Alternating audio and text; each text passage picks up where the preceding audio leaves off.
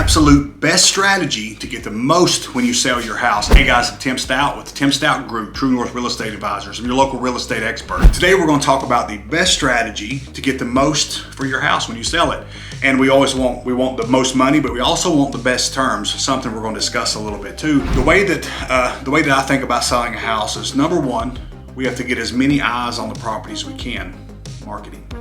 Two, we get as many feet through the property. If we get as many people through the property as we can, that's going to help us ensure that we get more offers. The more offers we get, the better we're going to be able to negotiate on your behalf, the stronger offers, and possibly even a backup offer. So with all that starts, we're going to start with marketing. Marketing, a big social media marketing, Facebook, Instagram, LinkedIn, YouTube, every aspect we can market to, we're going to push it down that channel. And we're also going to do old school marketing. You need mailers, you need knocking on the doors. Anything you can do to get someone's eyes on what you're selling is super, super important. Once we get all the eyes through the property, now we need to get them in the property. So before we can get them in the property, we need to make them fall in love with the house, the outside of the house. Curb appeal is crucial. And this starts as they're coming down the driveway and they're looking for 123 Main Street. They're going to look on the mailbox to see 123.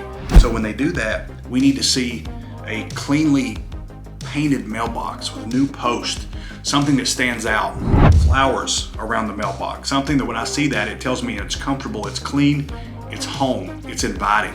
As I pull down the driveway's been pressure washed. The driveway is clean, the grass is clean, manicured, freshly cut. And there's fresh mulch or pine straw. There's colorful flowers if the season permits it. And the house has been pressure washed, the roof looks good, everything looks inviting. So when I come into the house, I feel excited. I'm already in love with the house. I'm already starting to make an emotional connection with the house before I even get inside. So as I go through the door, now I'm in love with the outside. I go through the front door. The front door is painted, the front door is clean, it looks great. I walk in on the house and it's fresh. It smells great. It's not cluttered. Sometimes a fresh coat of paint can go a long way. So it looks great. It's possibly up to date, possibly renovated. But if not, if it's neat, if it's clean, and if it smells good, that is a huge thing for when people come in. When I was house hunting with my wife, she'd walk into a house, and if it didn't smell the way she thought it should smell, she wouldn't want to see any further.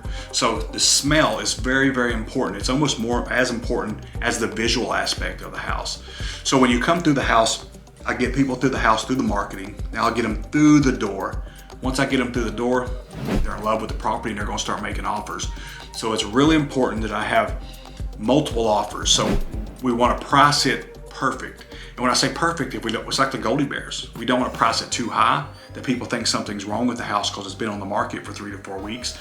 Or people know, because the consumer, let's admit it, the consumer is more educated than they've ever been. Or we don't want to price it too low so you're leaving money on the table. So the strategy I like to use is I like to go right where it should sell.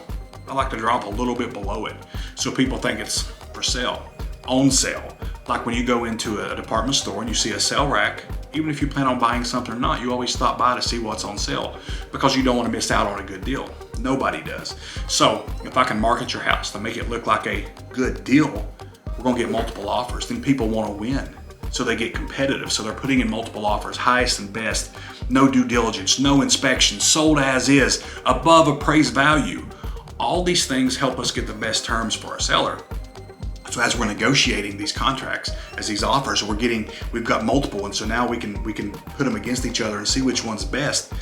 We pick the best one. The best one may not always be priced, and this is where you need an expert negotiator and someone who's looking for what you need.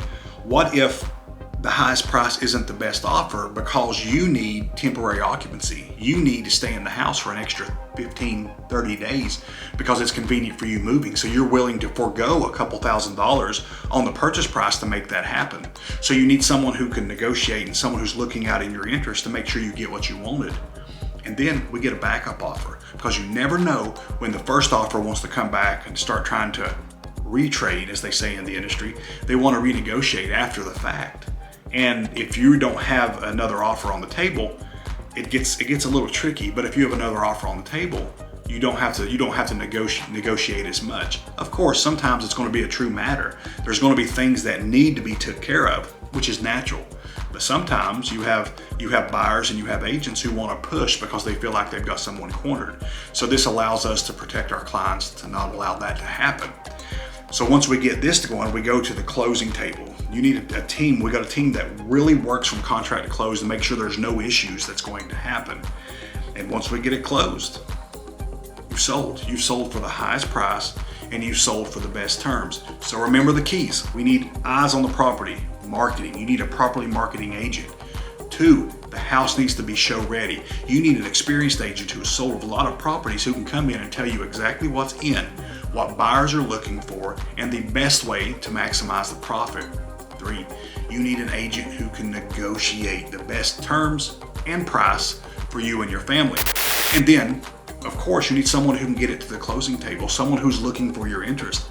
So with all this being said, you need an experienced agent to handle your business, because right now there's a lot of people trying to sell their house themselves. A lot of people are listing houses with new agents, which is okay. Everybody starts out new. But this is the largest asset that you're ever going to come across. It's the largest asset that you have. And you're going to trust that with someone that's not experienced. They probably have great intentions. I'm sure they do, and they're going to do the best they can do. But sometimes the best an agent can do is not the best you can do. So keep that in mind, and remember, who you work with matters, and have a great day.